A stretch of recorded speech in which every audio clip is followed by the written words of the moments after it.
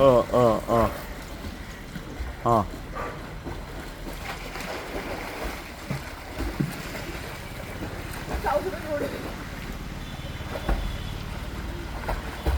അത് ശരി.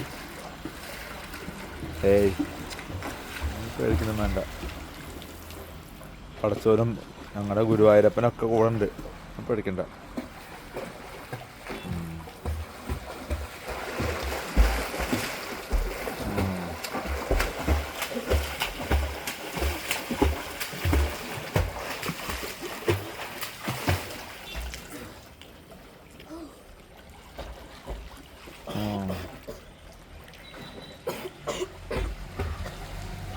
ആ അത് ശരി.